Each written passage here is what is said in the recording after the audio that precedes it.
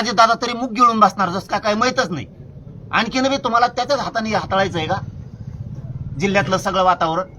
दादा सगळे पोरं तुम्हाला मानणारे सगळे नाराज होऊन बाजूला चालले. जरांगे पाटलाची सुपारी आम्हाला धनंजय मुंडेंनी दिली, स्टेटमेंट दिल्या, पण त्यांनी एक नवीनच काल गुगली टाकली. खूप चांगला माणूस आता जिल्ह्याला लागलाय म्हणून परस्परही तुम्ही यासाठी नेमून ती चौकशी चालू आहे. त्याला एकट्यालाच कसं काय माहिती? म्हणजे तुम्ही शुद्धीकरण करायलात का त्याचं?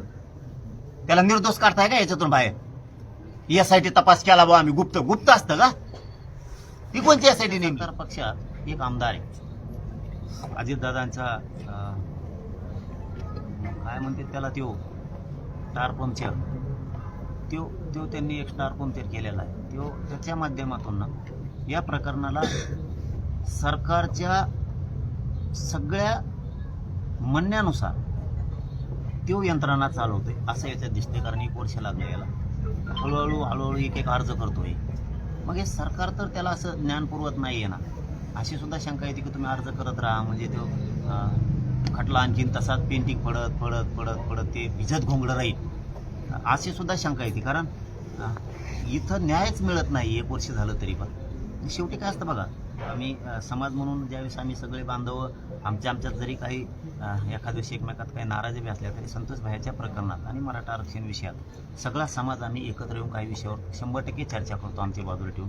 तशीच काल मुंबईत सुद्धा आमची चर्चा झाली संतोष भैया देशमुखांच्या प्रकरणावर. तर तिथं हजारो लाखो लोक जमलेले असताना त्यांनी तो विषय सगळ्यांनी काढला, मीही मांडला की शेवटी एका लेकीला आणि एका लेकाला आपला बाप दिसत नाही.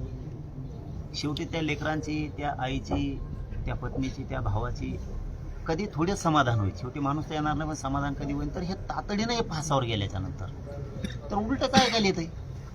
कुठं सरकार पक्षात अजितदादाकडे असणारा तो परळीवाला त्यांनी काही लोकांना असं पेरून ठेवलंय, नाही म्हणायचं सांगितलंय की तुम्ही म्हणा आपला माणूस सुटणार आहे.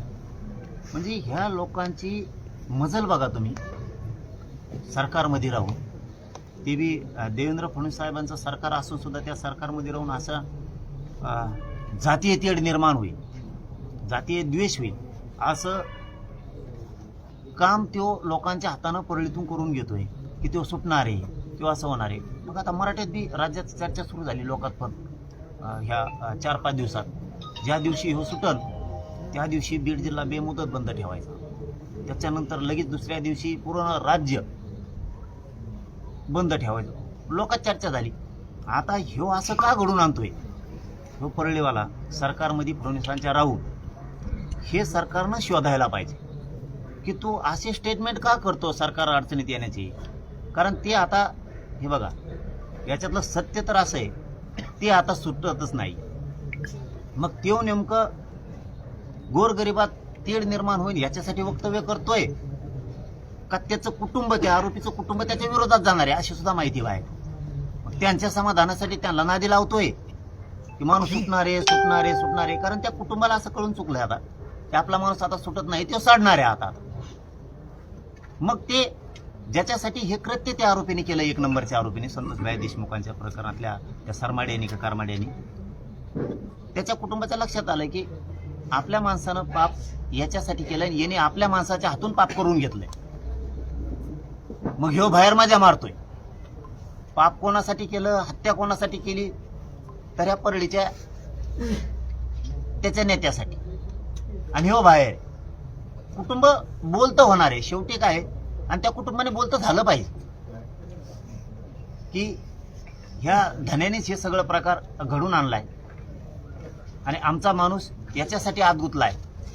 सगळं पाप, सगळी प्रॉपर्टी, सगळी माया, ही जी खुनं दरोडे टाकून ही जी माया कमवली ही धन्यासाठी कमवलेली, एक दिवस ते कुटुंब म्हणणारे आणि त्यांनी म्हणावं या पापात त्या कुटुंबाने सहभागी होऊ नये. कारण माणूस त्यांचा ह्यो कितीही म्हणला सुटणारे तर तो मध्येच साडणारे, तो फाशीवर जाणारच.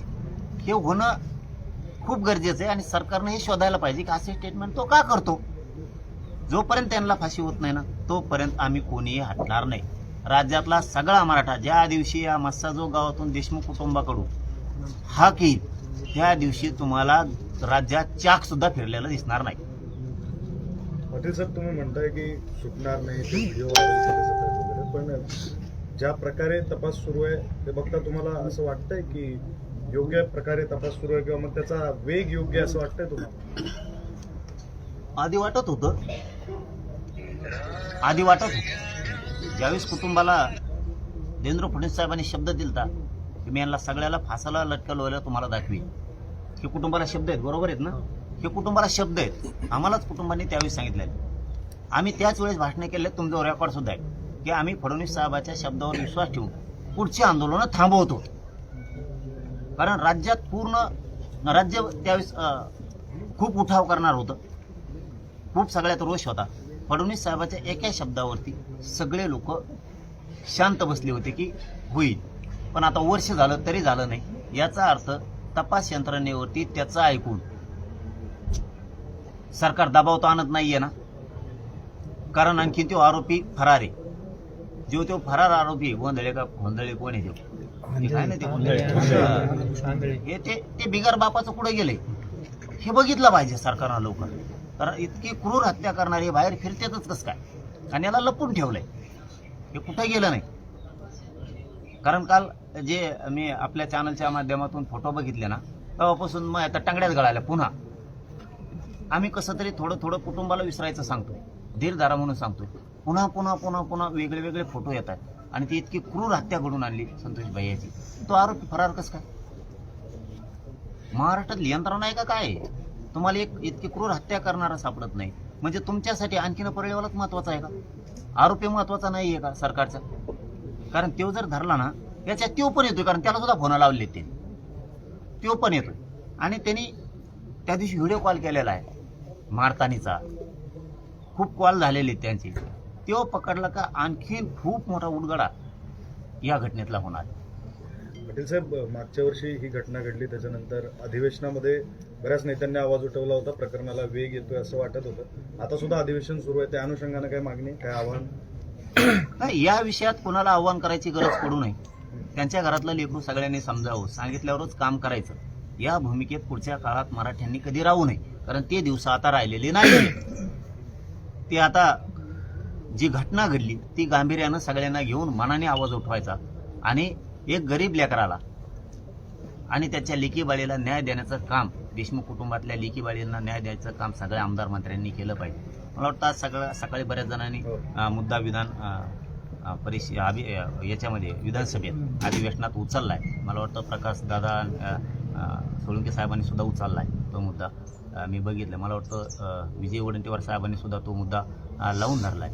जसे प्रत्येक जण करतोय. आणखीन आज उद्या सगळे बोलते ना, बोललंच पाहिजे, हे सांगायची गरज नाही पडली पाहिजे. इतकी क्रूर हत्या जर झाली, कारण ही काय मानसिकता होती, ही मानसिकता कायमची संपवायची असेल तर सगळ्याला आवाज उठवावं लागत.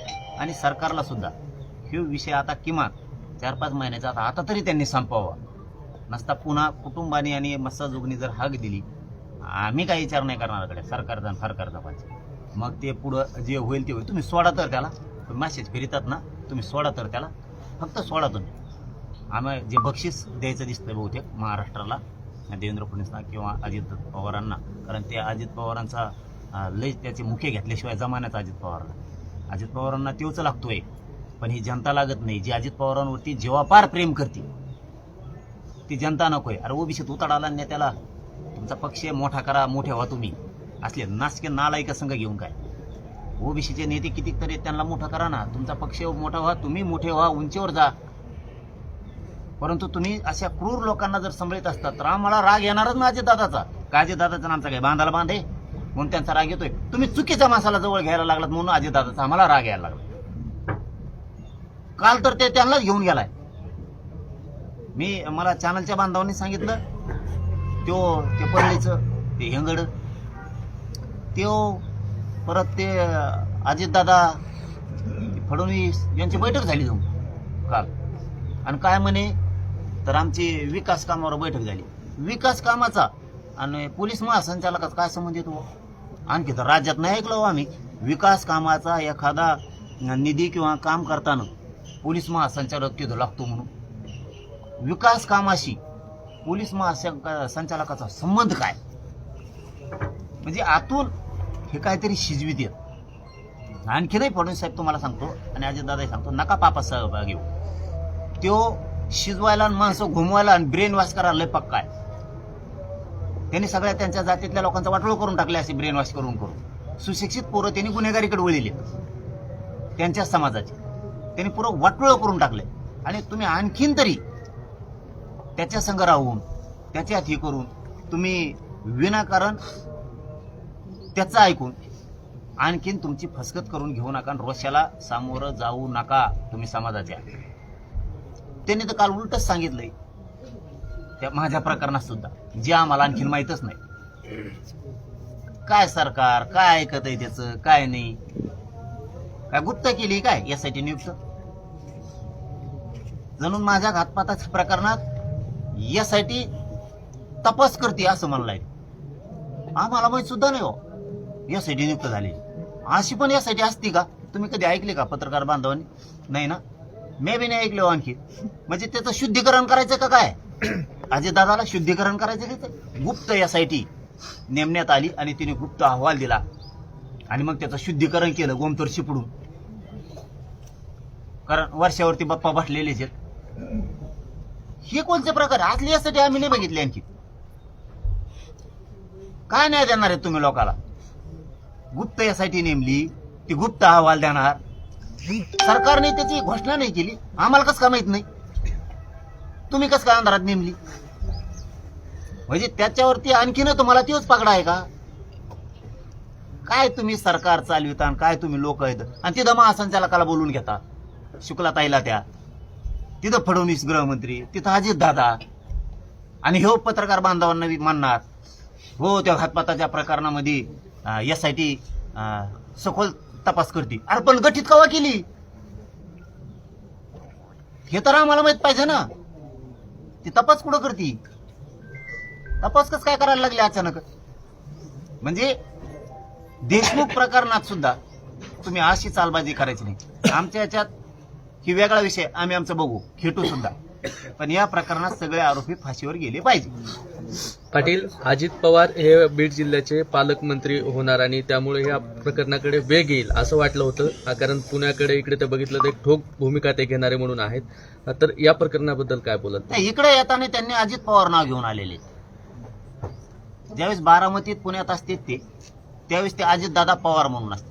त्यांनी इकडे येताना दादा शब्द काढला. त्यांनी येताना दादा शब्द आणायला पाहिजे होता बीडसाठी. म्हणजे सगळ्यांचा त्यांना भाऊ आता आला असता. तर इथं येताना ते भाऊ नाही झाले, ते इथं येताना भाऊ व्हायला पाहिजे. पण दादा घेऊन नाही आले शब्द, ते अजित पवार शब्द घेऊन आले. कारण 1 वर्ष झालंय आरोपी सापडत नाही. अजितदादा सारखा असा निभार पालकमंत्री असल्यावर इथल्या असे सटकायला पाहिजे होते नाही. हे चाळे करणारे, दारू पिऊन धिंगाणा करणारे, हे कुटाणे करणारे लोक, हे कुठं कसलाही भ्रष्टाचार करतात, पीक विम्याचा करतात, खंडाण्या मागत आहेत. हे आता पण झोडपून काढायला पाहिजे होते सगळेचे सगळे. इतके पोलीस यंत्रणेवरती दादानी त्यांचा ताबा ठेवायला पाहिजे होता. अहो मला आत्ता येता येता कळालं एक इथं लक्ष्मी चौकात आपल्या बीडच्या आत्ता कळालं मला की नांदगाव तलवाडा पोलीस स्टेशनच्या हद्दीत 50 वर्षाच्या महिलेवरती बलात्कार करायचा प्रयत्न केलाय. तरी सरकार त्याच्यावरती गुन्हा दाखल करून त्याला अटक करणार. ते बी याला दवाखान्यात झोपलं देऊन आणि ते त्यांना धमक्या देत आहे की तुमच्यावरती आम्ही ती कोणती तरी केस असते ती करतो. आणि काय आणखीन वेगळं वेगळंच बोलतोय ते काहीतरी. म्हणजे कुटुंबावर दबाव आणतो, बलात्काराचा प्रयत्न करू. ह्याचे दादा दिसत नाही. 50 वर्षाच्या माळकरी घराण्यातली मायमाऊली ती 50 वर्षाच्या महिलेवर जर बलात्कार करायला तो पोरगा जातोय आणि तो तर दवाखान्यात आहे. राजकीय वरच असल्याशिवाय दवाखान्यात आहे का? असं चालवणार का पालकमंत्री पद अजित दादा? काय आहे त्या पोलीस स्टेशनच्या हद्दीतल्या तलवाडीच्या की अजितदादा पालकमंत्री म्हणून SP म्हणून यांचं काम नाही का बघायचं? कारण याला पण आम्हाला मीडियातच बोलावं लागतं का? त्या मायमुलीवर जर ती पळाली नसती, तिचं नरड दाबल्याच्या नंतर बलात्कार झाल्यावर तुम्ही ध्यान देणार का? किती याचा सखोल तपास लावायला पाहिजे की एका 50 वर्षाच्या माळकरी महिलेवरती पोरग जर बलात्कार शेतात एकटी बघून करायला जात आहे आणि अजितदादा तरी मुख गिळून बसणार जसं काय माहीतच नाही. आणखीन बी तुम्हाला त्याच्याच हाताने हाताळायचं आहे का जिल्ह्यातलं सगळं वातावरण? दादा सगळे पोरं तुम्हाला मानणारे सगळे नाराज होऊन बाजूला चाललेत. तुम्ही आणखीन तरी शहाणे व्हा. हे खूप गंभीर मुद्दा आहे आताचा सुद्धा. 50 वर्षाच्या माय माऊलीवरती जर तू बलात्कार करायचा प्रयत्न करतो, दवाखान्यात तोच ऍडमिट झालाय आणि तोच त्या कुटुंबाला धमक्या देतोय पुन्हा, कारण ते माळकरी ते भ्यायला लागले. मी त्या मॅटरमध्ये सुद्धा लक्ष घालणार आहे की तुम्ही असं पालकमंत्री पद चालवणार का, आणि एसपी पण त्याच्यावरती लक्ष देतात का नाही तेही त्यांना फोन लावून विचारतोय, कारण त्यांना माहित आहे की नाही मला माहित नाही. माहिती देणं आपलं काम आहे. त्याच्यानंतर एसपी असतील किंवा पालकमंत्री असतील कसं काय लक्ष घालत नाहीत, मला त्याच्यावर नंतर बोलावं लागेल. अगोदर मी त्यांना माहिती देतो की त्याला अटक करा. दवाखान्याचं नाटक करून बलात्कार करतो का? मीडियाने धनंजय मुंडेंना प्रश्न विचारल्यानंतर अधिवेशनामध्ये ते म्हणतात माझ्या तोंडाला म्हणजे इशाऱ्यामध्ये सांगतायत की मी तोंडाला कुलूप लावला आहे, त्याबद्दल काय बोलणार? सत्य आहे ना, मग घातपाताचा विषय हा सत्य आहे. कारण त्या तीनही आरोपींनी कबूल केलेलं आहे की 2.5 कोटीला जरांगे पाटलाची सुपारी आम्हाला धनंजय मुंडेंनी दिली, ही स्टेटमेंट दिल्या. पण त्यांनी एक नवीनच काल गुगली टाकली, म्हणजे सरकारचा सुद्धा बाप झालाय तो म्हणतो SIT तपास करतील. पण SIT नियुक्त कधी केली मुख्यमंत्र्यांनी सांगायचं नाही, एकदा तरी पोलीस महासंचालकांनी सांगायचं किंवा सरकारनं आम्हाला सांगायचं. 2 उपमुख्यमंत्री त्यांनी आम्हाला सांगायचं या प्रकरणात आम्ही SIT नियुक्त करतो का? तू बाप झाला का सरकारचा म्हणून तोच नियुक्त केली? एकट्यानेच नियुक्ती केली तर पत्र कुठे आहेत ते? आम्हाला आमच्या जालन्याच्या एसपीने कसं काय सांगितलं नाही? आम्ही तर आमच्या जालन्याच्या एसपीला मानतोय, खूप चांगला माणूस आता जिल्ह्याला लागलाय म्हणून. परस्परही तुम्ही SIT नेमून ती चौकशी चालू आहे, त्याला एकट्यालाच कसं काय माहिती? म्हणजे तुम्ही शुद्धीकरण करायलात का त्याचं? त्याला निर्दोष काढताय का याच्यातून बाहेर? SIT तपास केला बा आम्ही, गुप्त असतं का? ही कोणती SIT नेमली? हे कोणत्या आहारी चाललंय? मुख्यमंत्री उपमुख्यमंत्री दोन्ही इतक्या आहारी चालले का त्याचे? कारण ही खूप मोठी बातमी आहे. SIT तपास करते कोणालाच माहित नाही, कारण माझ्यावर घातपात झाला मला तर माहित पाहिजे ना. देशमुख कुटुंबात संतोष भाईंचा खून झाला, कुटुंबाला तर माहित पाहिजे ना काय करायला लागलेत. माझ्या प्रकरणात SIT नेमली ही त्यालाच कसं काय माहिती? आणि नेमली आणि ते तपास पण करते म्हणतो, म्हणजे सरकारचा कारभार तो हातात घेतला का?